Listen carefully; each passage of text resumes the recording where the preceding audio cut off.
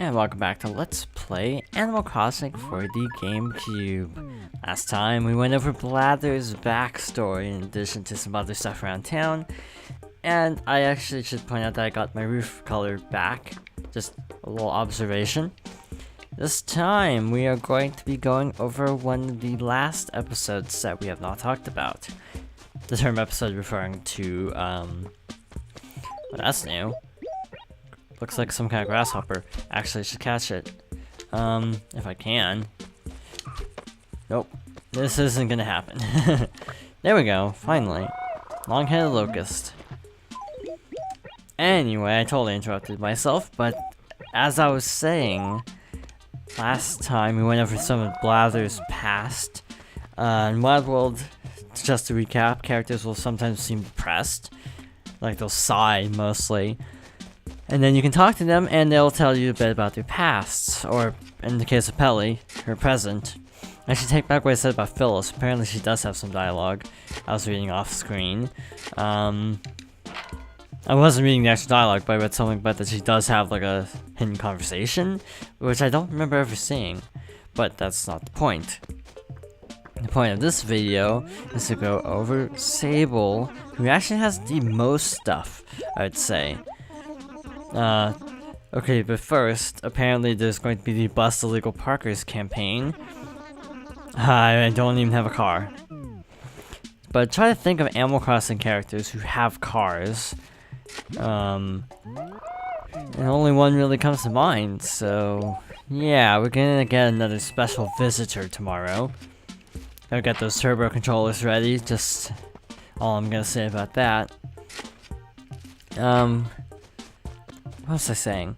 Anyway, Sable's is the most elaborate, I'd say, and one of the longest stories. Basically, when she's depressed, she'll discuss with the player that she and Tom Nook were actually best friends when they were children, is sort of the implication. Mabel obviously wasn't present at this point. And they were like best friends, pretty much. But then Nook moved away to a big city to try to fulfill his dreams. And basically, when he came back to the town afterwards to open the shop here, just in whatever town you live in,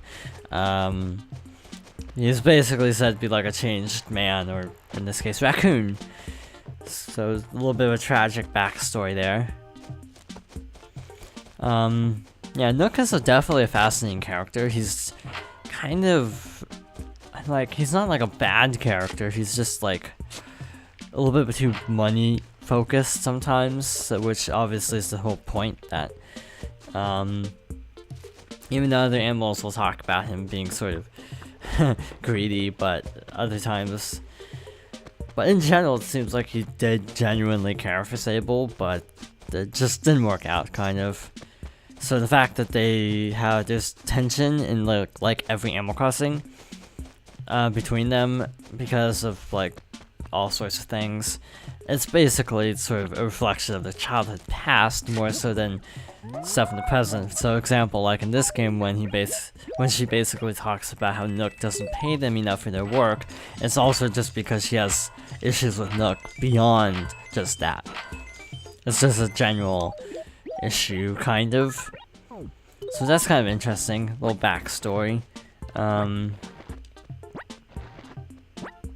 What was I gonna say?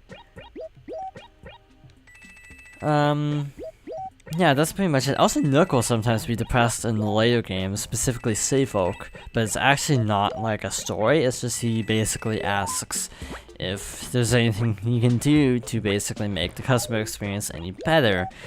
Oddly enough, what you have to do is tell him like certain criteria, and he'll actually go back to an earlier version of the story, which is kind of cool if you're, you know, wanting some incentive, like if you like the early bird aspect of Nook and Go.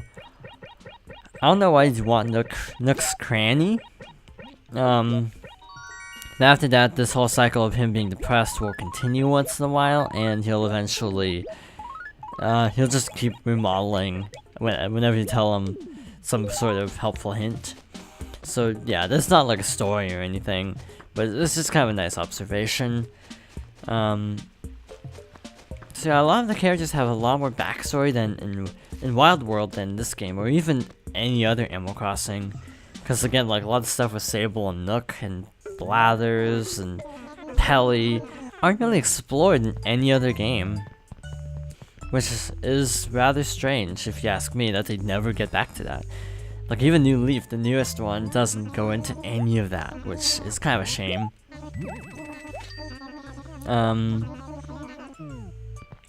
Another Animal Crossing goings on. Now that it's officially over, I guess I could point out the fact that there was actually no Animal Crossing at E3, which is kind of a first. I wasn't expecting one because frankly the Wii U is kind of on the way out anyway, so that's the thing. And if they do an Animal Crossing for Wii U, I do bring an Animal Crossing for NX. I do hope they bring back some of the more personal touches of Wild World, because I did really like that aspect, because they sort of, I almost said humanize, but they're animals, but it makes them more like, it characterizes them better than just having the base story. Because like Sable will always tell you a little bit of her past, but the stuff with Nook is actually only in Wild World, if I'm not mistaken. So that's kind of a shame if you ask me.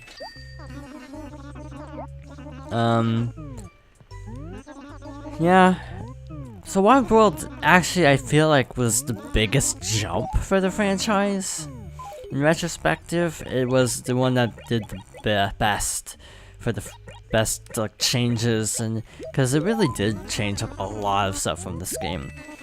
If you think about it, though, it makes sense. 2001 to 2005, that's 4 years. From Wild World to Sea Folk was only 2005 to 2008, so 3 years. And New Leaf was, well, New Leaf depends on where you live, but typically it was 2008 to 2012, so another 4-year gap. So I feel like Wild World and New Leaf pushed the franchise forward quite a bit. So that's why those are my favorites. This game's good. I do feel like some of the aspects of the later games are definitely noticeably absent though. There are a lot more special visitors. And there's actually a lot more like, I don't know how to describe it, but there's just more character in Wild World. This is, I don't know, maybe because of just other factors too, like nostalgia. But I don't know, I just really like Wild World quite a bit, and I'm still a little bit sour that they haven't released it on the Virtual Console outside of like Japan and Europe. Or I think it was in Europe. Again, I think we already went over that whole, was it actually on Europe yet or not? So yeah, I don't remember, but I'm fairly certain it was.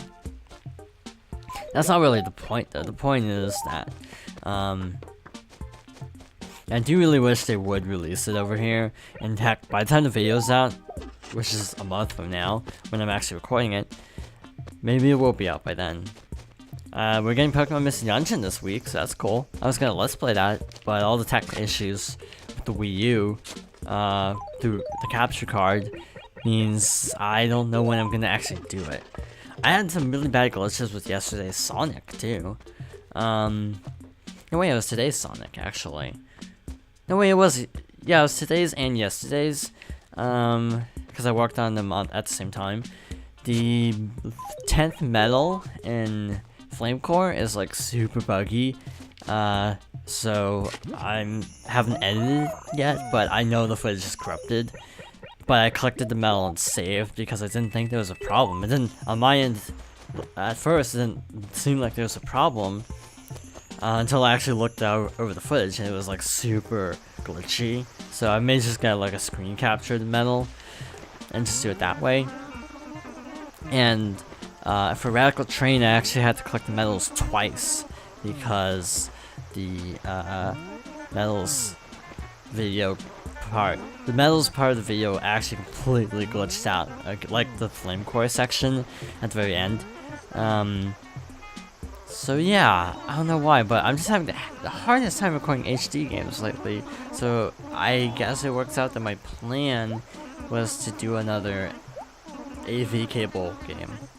Composite actually would be the more official term, but again, I guess it's convenient because HD games are giving me so much trouble right now. I think part of it is the, like, summer heat, because my computer is like overheating constantly. But I don't know why I'm getting into technical stuff now.